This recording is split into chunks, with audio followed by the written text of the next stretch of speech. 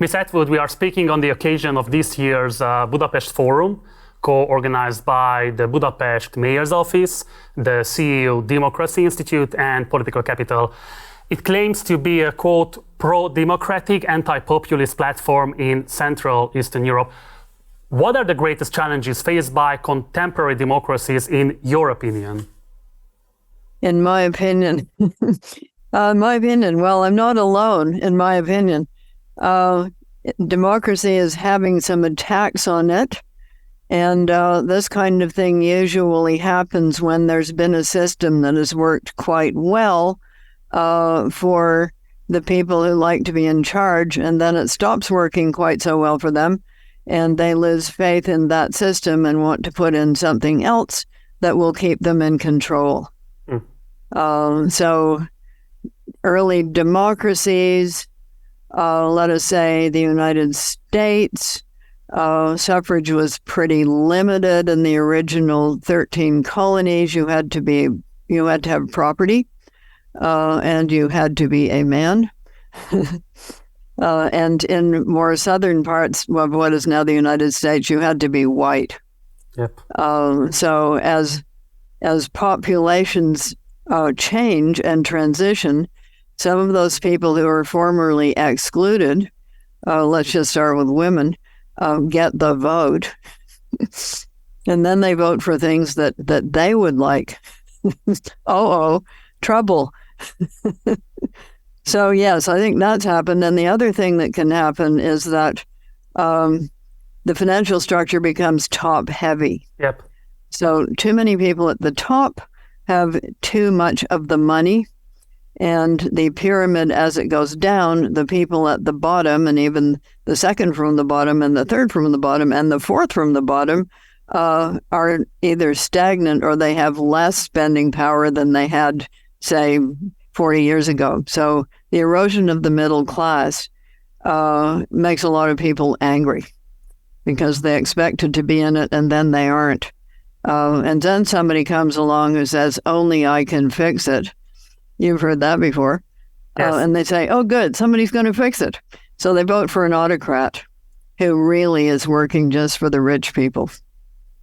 Yeah, but so taking into consideration the influences of capitalism on democracy, to your mind, is populism inherently in contradiction with democracy?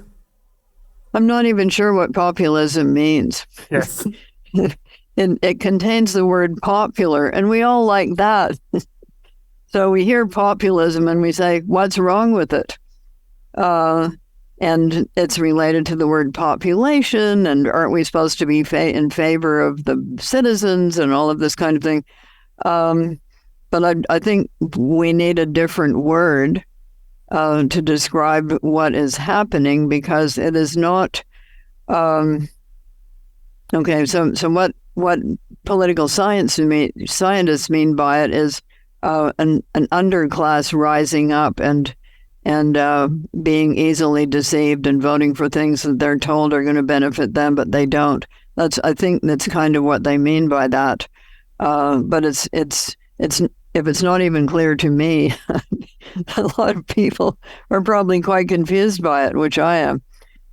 So what we mean is, let us say, prelude to the French Revolution. Yeah, wasn't fun, that event. A lot of people didn't have a good time in it. But then you have popular uprisings. For instance, I'm old enough to remember the Hungarian Revolution of 1956, at which point I was 16. It made a big impression on me. Really? I even wrote, yes, I wrote quite a bad poem about it. I find when I'm looking at my early poems. Did you ever publish that poem? Of course not. It's not very good. I don't entirely understand it, but maybe you should write a new one.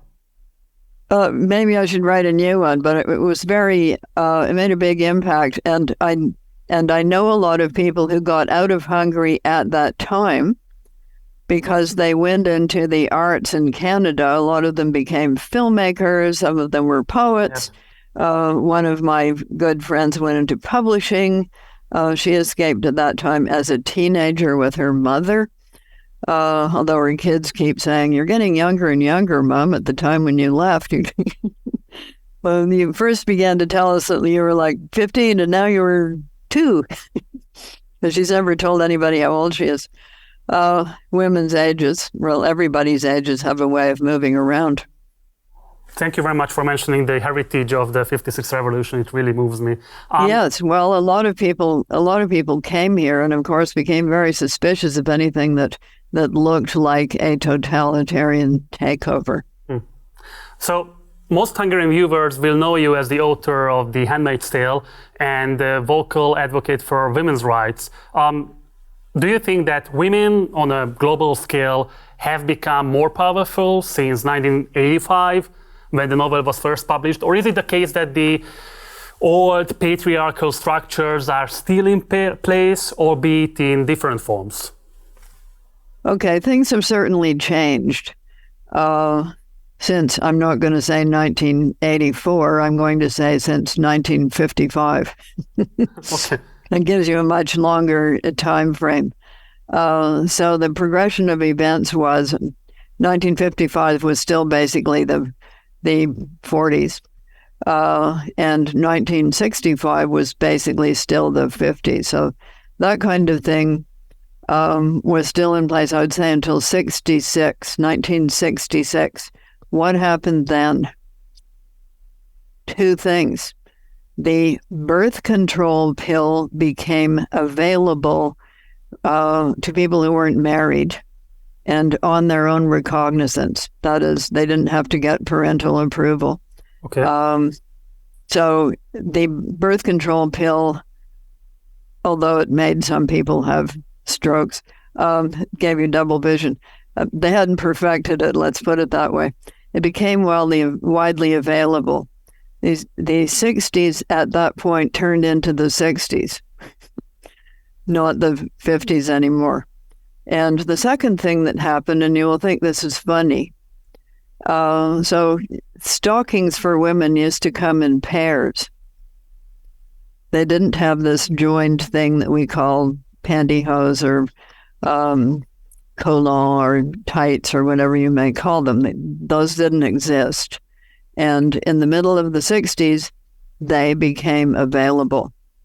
And what did that enable? It enabled the mini skirt. Okay. So you think about it. Don't think about it. You had the pill and the mini skirt, which gave you together the late 60s and the so-called sexual revolution, and that then coincided almost immediately with second wave women's movement becoming public and widely known about. It hit the media, in other words. Okay. So the 70s was a decade in which there were a lot of law changes. A lot of changes happened to the law. You could get a credit card without your husband's permission, just for instance. Ownership of property changed. Yeah, a lot more independent things like that. And then in 1980, Ronald Reagan gets elected, and there is a pushback. And that pushback has continued really until now. So that's when the religious right became organized as a political force in the United States. And that is when I started writing The Handmaid's Tale. Because if you had any knowledge of American history and politics over the years, you could see where this was going. Wow. Okay, let's talk about The Handmaid's Tale, because it is one of the most frequently banned books in the world. Congratulations on that. Although in Hungary we have not reached such a point. However, a couple of weeks ago, a bookstore was fined for distributing so-called pro-LGBT propaganda. Since then, bookstores have begun to wrap up pro-LGBT works so that young people cannot read them in store before purchasing. Okay, really this is back to the old days of, it's the old days of pornography. That's what they used to do to pornography. Yeah, something like that. But do you think that book banning and the like is merely a culture war tactic, or is it about something more? It's about controlling who can say what. Okay. And let us say that this can happen on both sides of the political spectrum, just depending on who is in power at the time. So there was a lot of censorship under the former Soviet Union, as we know.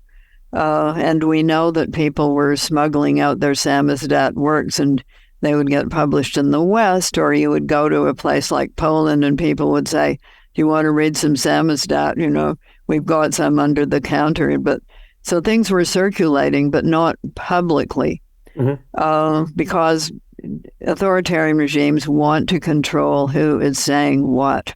So who is allowed to say what, who is permitted to say what can be said. In the Victorian age, it was about sex. So that's why the artists, were, strike a blow for freedom, publish Lady Chatterley's Lover, like that. Or say Tropic of Cancer, or, something with sex in it. It's not that Victorian literature didn't have sex in it, but it was all happening in the shrubbery. Yep. Like if you were a teenager, you could get quite confused by that, which I was. What just happened? I don't know. Something happened, like that. So the big push was to get sex on the page. So they did that with kind of mixed results. All of these things have mixed results. And swearing, what kind of swearing you can have, big fights over that. And now we just have wall-to-wall swearing. It's getting very boring, quite frankly. People used to be more inventive about their swearing. And by the way, I'm told that Hungarian has the biggest vocabulary of swear words in the world. Yeah, that's by our those fame. who know. Is that true? I cannot confirm that, but yeah, there's sure. But you think so? Yes. Yeah. Yes, I try to get my friends to translate some of these things for me, and they really sound quite complex. Yes. A lot of them involve horses and the plague, I'm told. Is that true? Yeah, I can confirm that. Yeah. Oh, thank you. Well, they're not lying to me anyway. So then it has switched, and you can do all this swearing and sex, but there are a lot of other things that apparently have become forbidden. And once you start forbidding, it just becomes a question of who can forbid what. So it's not a question of nobody forbids anything. Somebody's always forbidding something. And then it becomes a question of how much state power is involved. Wow. Because once state power is involved, there's a political agenda, not just a politeness agenda. Polite people don't say that. It goes way beyond that, and into the area where you can destroy your political opponents by accusing them of having said the wrong thing. Okay. And a lot of that was going on during the Stalin purges. If you look at the films of the show trials, a lot of people didn't even know what they were supposed to have done. Yep. They knew they were guilty, but they didn't know what for. What were they supposed to be confessing to? And during the Cultural Revolution in China, you could get denounced just for a few words, of the wrong thing. You said the wrong thing. And once you start with that, of course, it's open season. So what is the answer? That everybody should be allowed to say everything? That's never been true. Yeah. And if not, who is allowed to say what? So the First Amendment in the United States was originally, you shouldn't be jailed or executed by your own government for saying something that they found politically offensive, unless it was treason or sedition. Wow. Okay? And that's now been extended to First Amendment rights. You ought to be able to say anything you like, but there's always been limits to that. It's called libel law. That varies from country to country. Wow. So this is going to be a battleground for a while. But what you really don't want is a government in which the judiciary and the executive branch are the same. Wow. or the judiciary is just a wing of the executive branch, because that's when you get a lot of very perverted justice. I would really like to expand on this topic, but unfortunately we don't have that much time. So let's jump on artificial intelligence, because that's a key issue of the day. So, artificial intelligence. Yeah. and the news broke recently that pirated copies of your works I know. have been used by companies to train their AI software. I know. It sounds fascinating. I know. But how did you feel when you first heard about this? Well, I thought they were very cheap. Why didn't they just buy the book if they were going to train their... But would you allow these software companies to use your work in order to train their softwares? I don't think I would have any control over that if they would purchase it legitimately. So we use legitimately acquired texts to train human beings. That's called education. Yep. But so the argument could be made that they are educating these intelligent machines, essentially. I'm waiting to see the legal cases over that. And right now you can't copyright anything produced by such, what would we call it, by such a program, because it's not a person. It's not a human being. So you can produce this stuff, but you cannot copyright it so far. But do you think there is any way to protect writers and societies at large from the risks associated with these new technologies? Well, we don't even know what the risks are yet because they're so new. Yeah.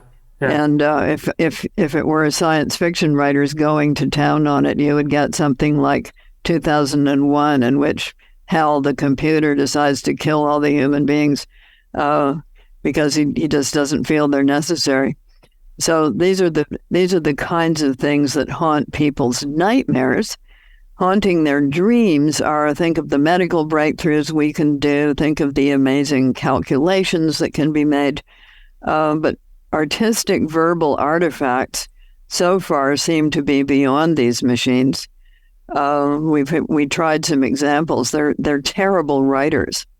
They can't even do punctuation properly. And one of the reasons, of course, is that they've been trained on a huge amount of verbal output, some of which is quite faulty, and some of which is factually incorrect. So you can't even depend on them to tell the truth. Okay. You're still going to need human fact checkers, researchers, and copy editors, because these things can't write very well. And I know our time's up, so here is my very last question. Thank you very much for your patience. If you had the chance to sit down with Viktor Orban, the right-wing Trump supporter, Hungarian prime minister, what issues would you raise to him? Which causes would you bring to his attention? I would bring to his attention people's definition of Christianity. And there's a new book coming out on that by Jim Willis. I'm going to be tweeting about it probably today, Jim Willis. And he was associated for years with a movement called Sojourners in the United States, which is a Christian organization.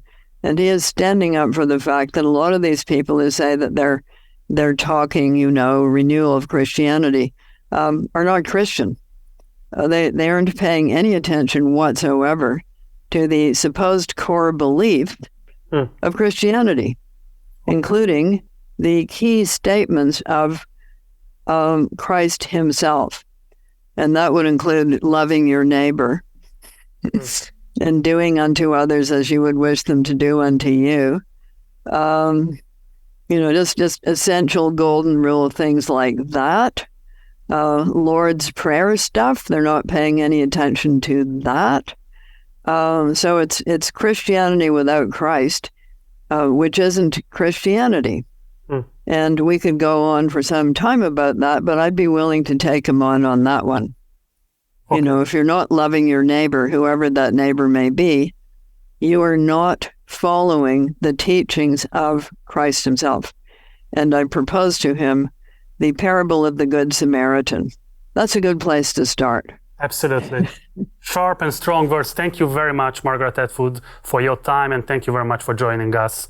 Take care. Thank you. I hope I didn't get you into too much trouble. Absolutely not. No, I loved this conversation with you. Thank you very much for the chance. Okay. Thank you. Take Bye-bye. care.